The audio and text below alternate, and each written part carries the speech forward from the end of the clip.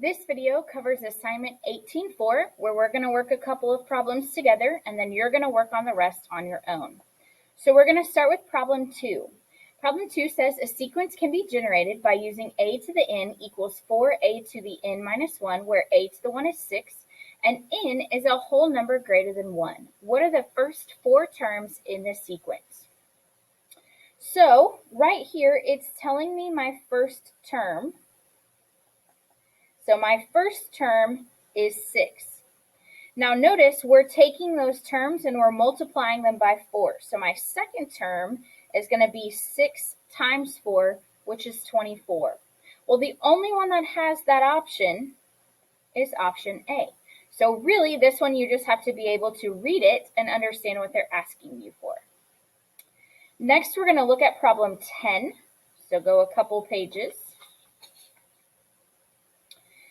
They ask us which of these expressions is equivalent to the square root of 147. So the square root of 147, in order to simplify this, we make factor trees. So remember, with 147, we're looking for numbers that you can divide nicely out of 147. So 2 does not work nicely because we get a decimal. 3 works nicely. So 3 times 49 would work nicely. 3 I can't break down anymore. 49 is 7 times 7. So in order to get out from under the square root, you need a pair. So that pair of 7s is going to go outside, and the 3 is going to stay on the inside. So B is going to be my correct answer. An alternate way, if you don't remember how to solve these, is to compare the decimals in the calculator. So the square root of 147 is like 12.124. You don't have to write all those numbers. 3 square roots of 7, not the same decimal. 7 square roots of 3, same decimal. 21 square roots of 7, not the same. And 49 square roots of 3, not the same. So that is another way that you can solve these problems, is to use the calculator and compare the decimals if you can't remember how to break it down. Let's go another page to problem 14. 14 asks us which of these expressions is equivalent to 6x squared plus 13x plus 5. So one thing I can do, if I don't want to work backwards, which would include factoring, I can work forwards. I can use my answer choices to my advantage if I have answer choices. Remember, when we multiply these, the last number times the last number should give me this last number. So for example, on A, 5 times negative 1 would be a negative 5 to end, but I need a positive 5. 1 times 5 would give me a positive 5. Negative 5 times positive 1 would give me a negative 5. Negative 1 times negative 5 would give me a positive 5. So I've narrowed it down to C and to D. So now what I could do is use my box if I wanted to. 2x times 3x is 6x squared. 3 times 1 is 3x.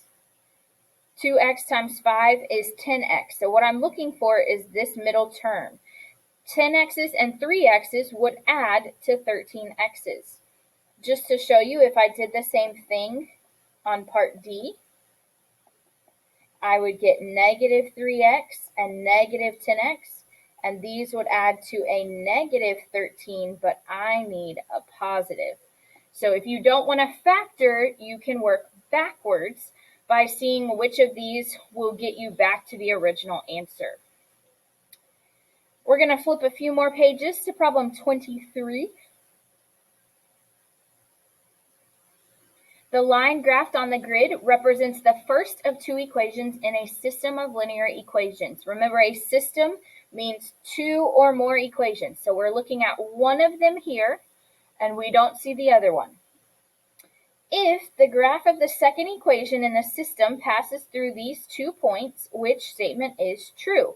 So the point negative 1220 would be this point up here, and the point 412 would be this point right here. Now, one thing I can do is find that equation of the line by doing stat edit. So I know it's a line, so stat calc 4. So we're going to start at 14, which would be about here, and go down 1 right 2. Now notice this is not exactly to scale. So what I'm actually going to do is take these points and connect them.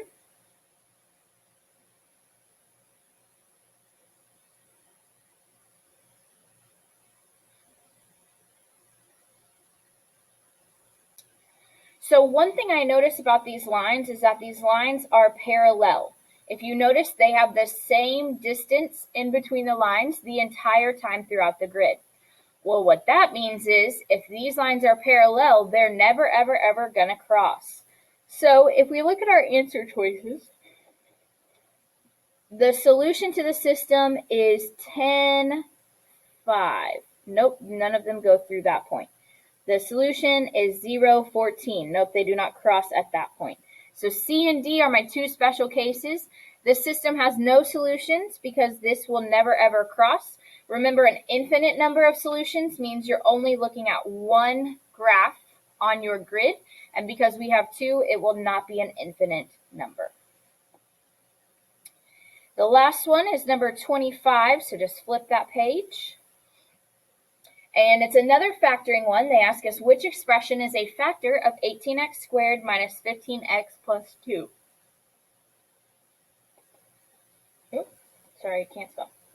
So we're going to use our GPS because we're factoring. Now notice the difference between that earlier problem and this one. These only give me one factor. I don't have two factors to work backwards from, which means I will have to factor. There is not a GCF here because 18, 15, and 2 do not share any two or any set of numbers that you could take out nicely. My sum is in the center, so negative 15x. My product is the other two numbers multiplied together. When I create my box, first term in the first box, last term in the last box. Remember, these two boxes are going to be filled in with two numbers that multiply to 36 and add to negative 15. So in my calculator, I'm going to put the product divided by x. Put product. 36 divided by x. I'm going to go to the table and search for the sum. Now my sum needs to be negative. All these numbers are positive, so I'm going to go past those. Negative 1 plus negative 36 is negative 37. That is not negative 15. Negative 2 minus 18 is negative 20. Negative 3 and negative 12, that would give me a negative 15. So negative 3x and negative 12x are the two factors that I pull from my box. And then I take out my GCFs. So 18 and 12 share a 6. X squared and x share an x. Negative 3 and 2 do not share anything, so we use a 1 as a placeholder. And then remember, we follow this sign, so that will be a negative 1. This factor is not listed in my answer choices, so I need to take out the GCFs to the side as well. 18x and 3x share a 3 as well as an x. And then 12 and 2 share a 2, and it will be negative because we follow this sign. And that is going to be my factor for that expression.